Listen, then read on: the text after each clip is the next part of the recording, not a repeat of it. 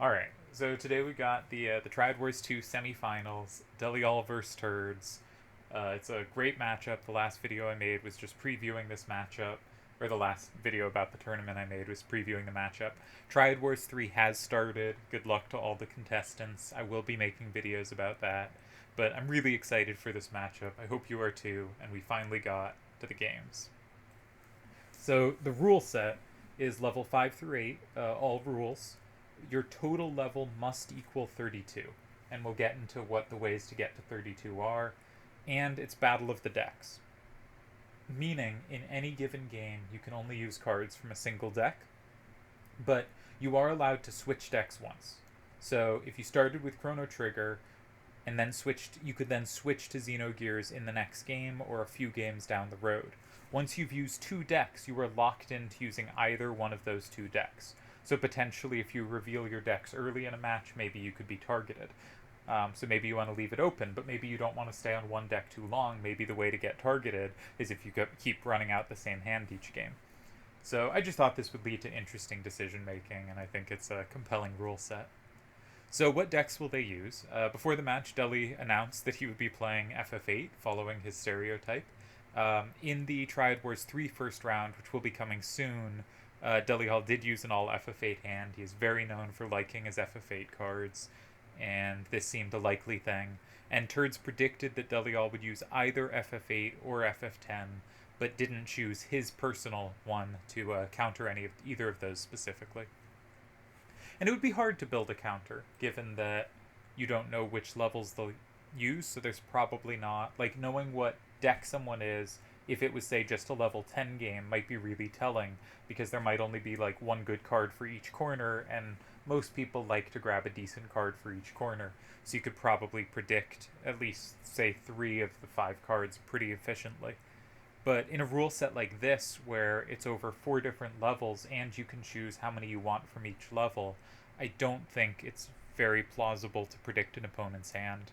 Once you've seen an opponent's hand, you can certainly make adjustments, thinking they're likely to stick with it, or if they don't stick with it, stick with a few of the cards from it and swap out a few others.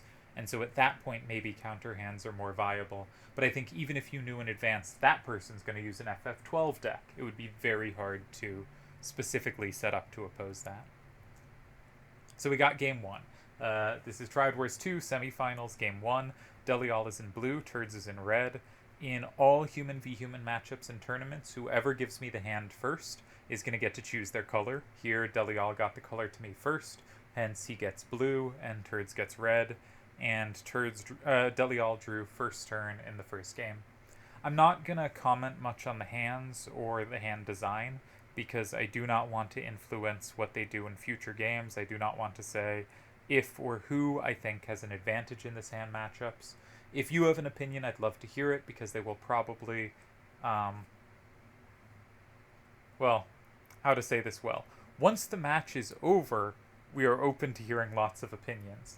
But at this point in time, you, the viewer, don't know whether the match is over or not, so I am going to not share my thoughts on certain stuff, because in the timeline of you listening to this recorded video, the match hasn't finished yet. Hopefully that made some sense. Alright, so Delial started with 7, 4, 4, 6, and 3. But just more generally, a few things on the hands, just to say... Oh, I skipped a slide, didn't I? Yeah, what level combinations are available? Sorry. Don't know how the slide skipped, but these are all the combinations you can make to add up to 32. So you could go 8, 8, 6, 5, 5, which is the only way to get 2 8s, but you're going to have a 6, 5, 5 at the bottom end, which is the weakest 3 weak cards you can have, as you can see from looking at the others. An 8, 7, 7, 5 also has the 2 5s at the bottom, but has this stronger top end maybe, fewer 8s, an extra 7. Is the jump from 6 to 7 or 7 to 8 bigger? I'm really not sure. And, you know, that's a choice you could make. 87665 says I'm going to have 1 from each level, and then the last card has to be a 6 to add up to 32. 86666, you can avoid having any 5s while still having an 8. This is the only way to do so, but you don't get any 7s. 77666 is kind of goofy, but it avoids level 5s entirely, but also avoids level 8s entirely. and 77765 maximizes the number of level 7s.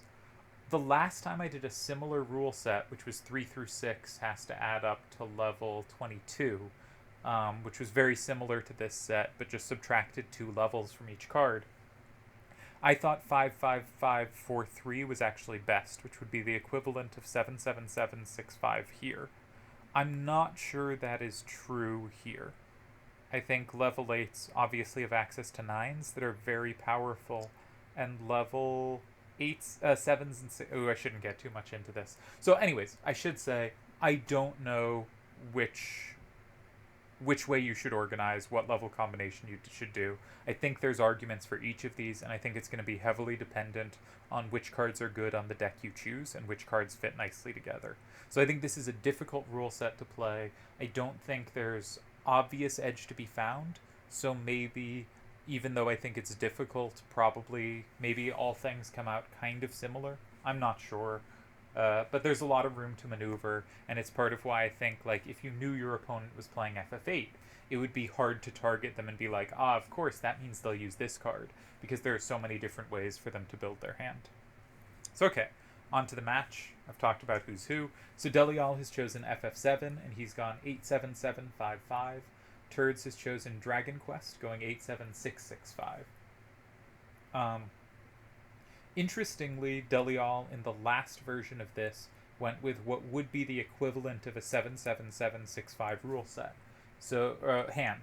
So he clearly decided there that level 6s were not worth spending a level on, but level 8s here were. Turdz went this a little different too, because I think Turdz on the level 6 one went for the 8753 blank 7358 and the 5873, the two opposite 8753 types. I think he ran those, so he went for what would be the equivalent of an 88655 and did not repeat that here. So both players not showing that they, think there's a specific pattern, but instead doing it dependent on the cards and the levels. So Delial's starter, I think he clearly uses the card here with worst play.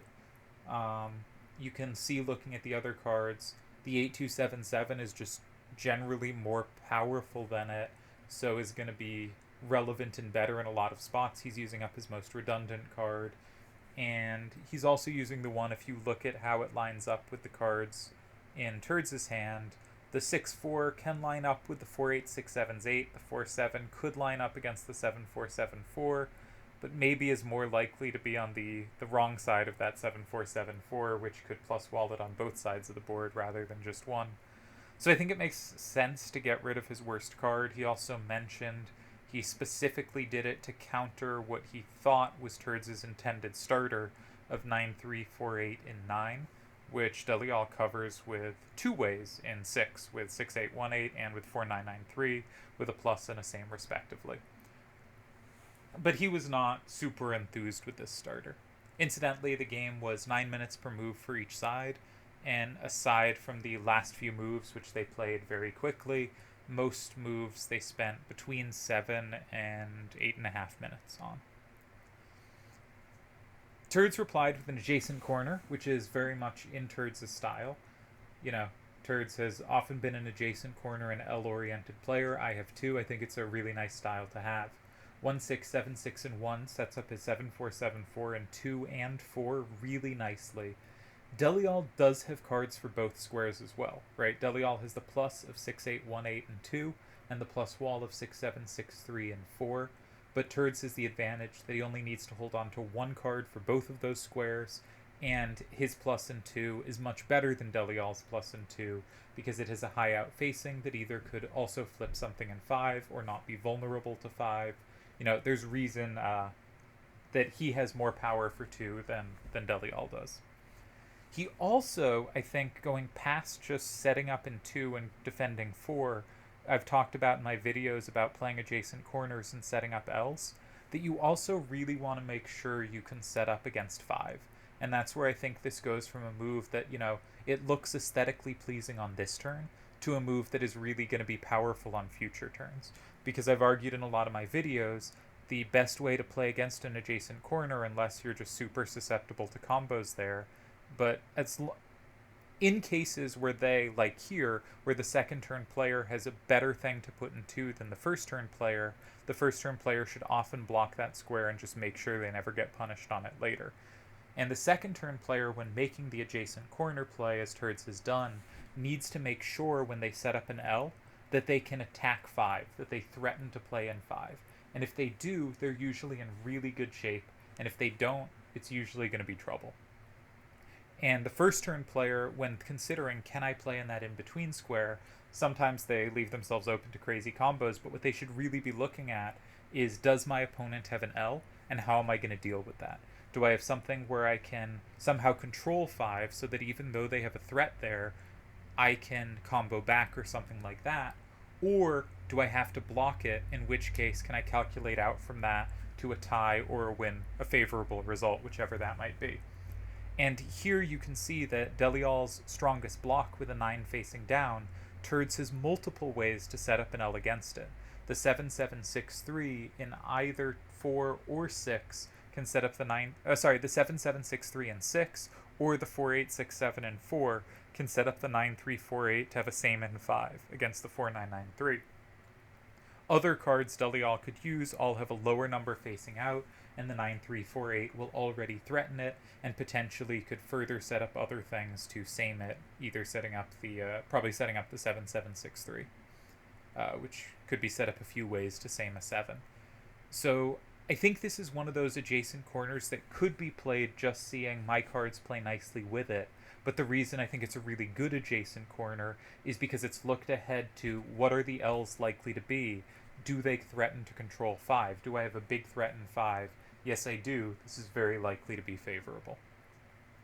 Delial does end up blocking the square in 2, and this would very much be my instinct as well. It removes a square where Turdz has better play in, and it specifically, he mentioned, he intended to meet 4-8-6-7 and 4 with 6-7-6-3 and 5, blocking that combo square. You'll notice it gives up a plus to 7-4-7-4 in 6, but he assumed that 6-8-1-8 would be such a strong sweeper on the bottom row. And as we're going to see in the game and a lot of lines we're going to look at, that 6-8-1-8 really does look like a sweeper of the bottom row. And Delial, who would send me messages of thoughts between turns, because I'm always happy to hear them, Turdz has often done so too. He didn't today, so I have a little less of Turd's perspective on this game, but was very much early on. I didn't want to use the 6-8-1-8 early because I knew that would be good later. And Delial also considered 6-8-1-8 and 2 as another way to block 2. Of course, that is a low number facing out, so I think it would be a lower pressure move in general. But he wanted to keep that because he thought it was the key sweeper for later. And I do think the line he gave of 4-8-6-7 and 4 being met by 6-7-6-3 and 5 is a little dangerous, but does lead to a tie. And that does look like a scary position to me, so I do think he calculated this well to realize that. Turdz also decided that 4-8-6-7 and 4 wasn't quite what he wanted, and went for a different route to try to apply pressure, with 7-7-6-3 and 6 also setting up the big same in 5. So he has established the L, he has set up a same in 5. Importantly, Delial does not have that same as well. He doesn't have a plus in 5. Delial has no big card for 5. He doesn't have a way to combo in 9. He doesn't really have a set way to set up from some square like 8. There's no big setups here. And it really does threaten 5 very visibly. Delial realized something very interesting here, and we're going to come back to it, which is, and again, Delial's the blue player, Turdz is the red player, which is that he sort of needs to block 5, but in another way he really doesn't have to block 5 at all, because if Turdz plays the same in 5, Delial with 6-7-6-3 with Behemoth can combo back in 4, plus walling the card in 1, which combos the card in 2, which combos the card in 3.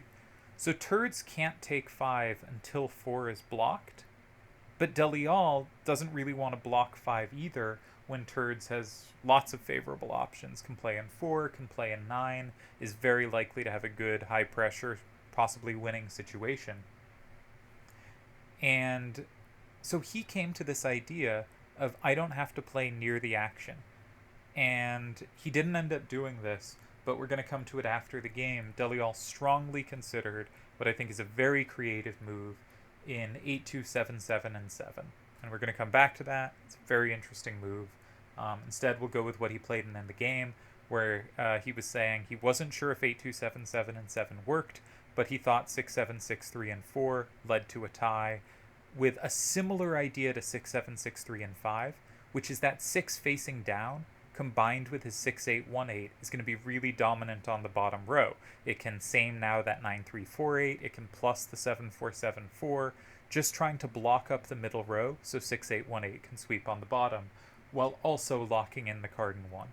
So we ended up going for 6-7-6-3 and 4, securing 1 and trying to leave that bottom open. And now we have a quite tricky position for Turdz, where Delial was aiming for a tie, but also a tie where he could really apply some pressure. And so what's the obvious move here? The obvious move is to take that same in 5 with 9-3-4-8. Looks really obvious. Turdz would take a 7-3 lead. It can't be comboed back. It looks great. And it's losing to 8-2-7-7 in 7, when 6-8-1-8 dominates everything. Turdz would not be able to play an 8 because it would get plussed or samed, would have to play a 9, and then 6-8-1-8 is going to flip 2 cards. 8-2-7 and 7 already flipped 1. Delial is going to win at least 6-4 there. And so the really obvious move doesn't work here. And I think both players were calculating really sharply and were aware that even though Turdz has this really big threat in 5, he can't quite access it, and he has to find a different way to make this work. Also, because 6-8-1-8 is now quite powerful in 5 itself, Turdz can't necessarily leave it open forever. And he ends up calculating for a little, but doesn't use up his full time here or anything. He was pretty quick to see he had to go in 7 or 9, and he went with 7-4-7 and 7, wisely avoiding 5, blocking a bottom square. We have to get the bottom blocked up or 6-1-8 is going to kill us, and correctly calculating the conclusion of the game. Delial instantly played in 5, very focused on the 6-8-1-8 is my card, playing to set up that card. I think we saw this in round 3 of this tournament. I think it was round 3. Might have been round 4. Might have been the quarter. It was round 3 or the quarterfinals. Could have been round 2.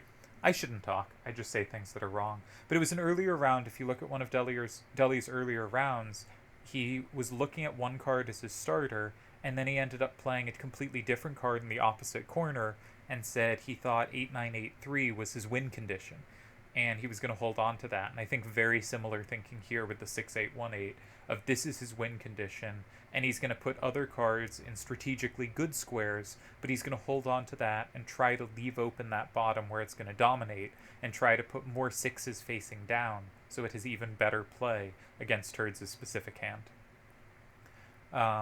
So he blocks up 5, leaving that bottom row, and Turdz instantly correctly finds the tie, and we tie the first game. So this is all I got for you in this video of their match. They do tie game 1. Again, I'm going to be doing 1 game per video, so if there is a decisive result, you won't be spoiled by seeing, aha, that video is too short. It must have been 1 game that someone won it, rather than if these videos were showing 2 or 3 games and it ends short, well, that can't have been 2 or 3 games, so someone must have won, and you're kind of spoiled in advance. And whoever has the advantage in that game, you can kind of just assume is probably going to win, and likely that will be the case. Here, that was very much not the case. I think both players regularly put good pressure on the opponent. Delial mentioned he didn't love his starter, but I think every move after that was just about as high pressure as you could get, with the very one exception that in this position, Delial had this idea of the 8-2-7-7 and 7. And the idea is, if Turdz sames in 5, Delial has the plus wall in 2, comboing everything back. And Delial's plan is to use the 6-7-6-3 in 4 or 5 next, and the 6-8-1-8 dominates that bottom row. And there is only one move that ties for red here, and I'm curious if anyone can find it. So that's where we're going to end talking about Delial and Turdz. I think this was a great first game, really well played by both of them. Really fun to see 2 players go at it, and they were clearly very respectful of each other's play after, just understanding, yeah, they just went against someone who made basically all perfect moves and played really nicely and complexly. I think this was not a simple game, despite the cards all being played kind of next to each other, except for the very start with the adjacent corner. I think this was a very tricky game to play well. And they really impressed me at least. So one last thing I want to show is I am doing the other semifinal. I decided to have the AIs actually play each other. Usually in these tournaments, I'm just picking the better AI to advance, but this time I decided to have them actually play, and whichever one would advance. I did make the hands for both, so you might think I made a better hand for one or the other, but here is game one of the other semifinal, Lenneth Valkyrie versus Sephiroth. People will know Sephiroth from FF7, Lenneth Valkyrie's from Valkyrie Profile, which I think is a really underrated, underplayed game, and probably in my top 10 favorite RPGs, and I played a lot of RPGs back in the day. So we have Lenneth is in red on the left, and Sephiroth is in blue. Lenneth got first turn in game one, and went with 4-3, 8-8, and 3, which is a very natural starter for this hand. They have ways to recapture from both 2 and 6. Lenneth has gone with 8-7, 6-6, 5 as their hand build, which you may recognize from that is how Turdz built his hand. And Sephiroth has gone with 7-7, 7-6, 5, skewing level 8s entirely. Sephiroth does not have an obvious way to address this. He has no 9s in the hand to overpower. He has no way to plus wall it. I'm going to go much quicker through this game, but he does have a setup move in 5, setting up 6-3, 7-8 for 6, and 5-8, 7-2, or 7-8, 7-1 for 2. So a nice setup move, though pretty straightforward. Lenneth goes in 7. You'll notice it doesn't set up any particular combos, but is pretty easily recapturable by the hand, and a little harder for Sephiroth to take, right? Sephiroth has no capture in 8, and Lenneth does have a recapture in 8. I keep forgetting who is which color, but Sephiroth's blue, Lenneth is red. So a move that just gives the opponent a little more challenge, and because 4-8-7-2 can now recapture in 2, does not give up any recaptures. Sephiroth ends up going for safety, noticing they no longer have a way to be able to plus wall 8s, so 6-3, 7, 8, and 2 is now safe. It does, however, use up the card that threatens something in 6, so Lenneth no longer kind of has an obligation here to block 6, because Sephiroth isn't threatening there anyway, and thus ends up going in 8. This was a card also that was sort of needed for the same in 2, but that same is no longer available. 2 has been blocked, so it makes a lot of sense to move it out of the hand, and is also, of course, safe. So I think very understandably played game so far. Sephiroth goes in 4, locking in the card in 7, and is also safe because Lenneth, perhaps too early, but I think not necessarily, has given up a bunch of down power, and Sephiroth immediately takes advantage. Galagros goes in the abandoned square of 1, and now 8-6-2-9 proves a solid enough sweeper at the end to get the tie. So they also tie their first game, and I will be showing in the next video when we show Delial vs. Turdz game 2, which has not yet happened, but will happen tomorrow from when I'm recording this, probably a few days ago from when I put this video up. But I will also show the second game of Lenneth Valkyrie vs. Sephiroth to determine who will play the winner of Turdz or Delial in the finals. And that's all I got. I think these were very nicely played ties. Really happy with this. One thing I was hoping for, given that I think Turdz and Delial are both wonderful triple triad players, was that nothing weird would happen in game 1, that they'd both play a really good game they could be proud of, and just think, yeah, that was a very well played game of triple triad, so that whatever happens afterwards, it's not like they collapsed immediately, because I think that can feel really bad, and they've both played so well to this point, I really didn't want that to happen. So I'm very pleased we started with a great tie, and I'm excited to see more. I have no idea how long this match will last. I think they're both clearly finding high pressure moves, and one could easily fold under the pressure, and we could have a decisive result in a game or two, or this could be a match we're doing for months, and it's good that I started Triad Wars 3 without waiting for this to finish. Because, you know, you've seen their head-to-head if you watch my preview video. This is an incredibly balanced, high-level match of players, and they started with a really high-level game. And I'm just excited to see more. I'm excited to see what they do. We saw Turdz start with Dragon Quest and Delial start with FF7. It'll be interesting to see if anyone switches. Or you could, of course, change your hand within, say, FF7 and not show your second deck, but come out with a completely different hand in the second game, because there's so many options for different ways to build within the rule set. So, hope you enjoyed this game. Two great players going at it.